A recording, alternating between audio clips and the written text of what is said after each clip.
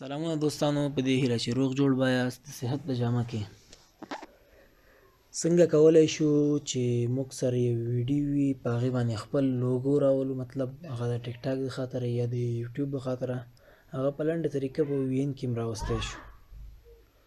زه وین خلاصوو. وین هغه اپلیکیشن دی چې په پلی سټور کې هم شته، هم په اپ سټور کې شته. لاړ به شئ، وین به خلاص کړئ، دلته نیو پراجیکټ ووهئ.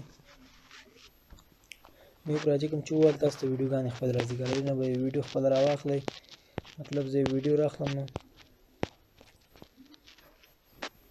دغه ویډیو مې خوښه ده، دا ویډیو راخلم، دې باندې زه خپله لوګو راولم.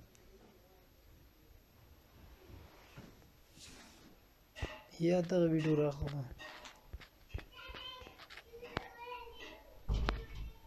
دغه زما خپله ویډیو دا راخلم.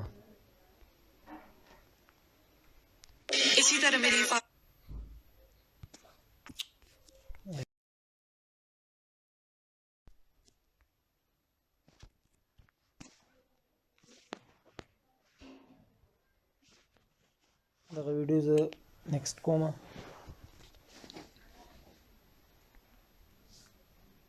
نیکسټ مې کوه. اوس غواړم ګوره دا ویډیو تاسو ګورئ، دا ما خپله ویډیو کړې ده.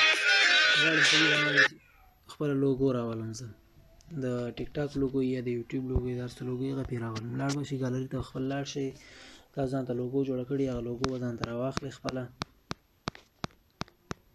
لوګو مطلب دغه لوګو ما ځان ته جوړه کړې، دا لوګو زه غواړم پرې راولم.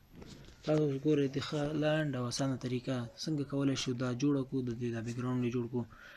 مطلب لاړ به شئ، دغې ته به لاړ شئ، دا به پرې کم کړئ، مطلب دې باندې نه جوړېږي، خو یو دغه به ورته ورکړئ.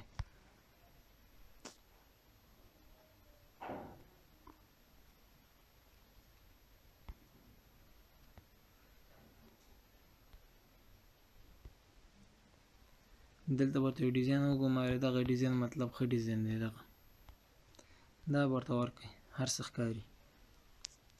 او که دا هم نه ورکوئ، بغیر د هغې نه دغه ډیزاین ورته ورکړئ.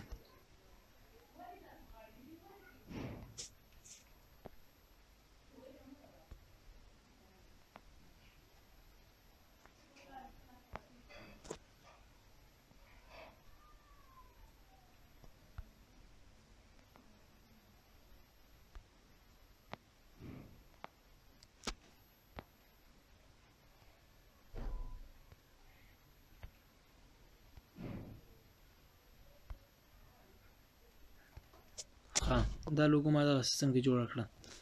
څنګه کولی شو دا لوګو پوره کومه دفعه چې دا وخوځېږي راوخوځېږي دا لوګو، مطلب یو ځای نه بل ځای ته لاړه شي، سټایل معلومه شي.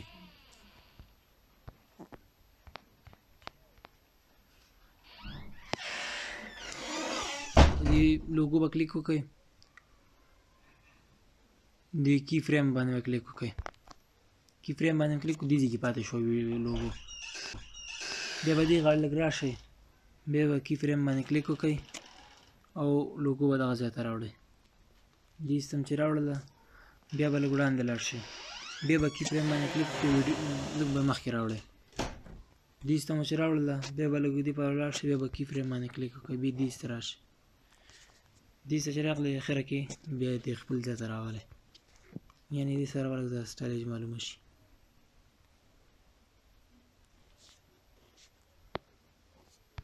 تاسو څه ګورئ، ګوره ورته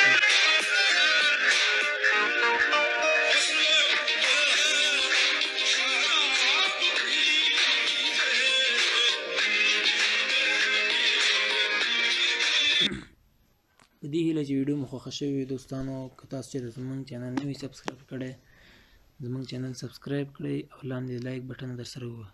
مهرباني. تر بیا دمې په الله مو سپارم. خدای په امان.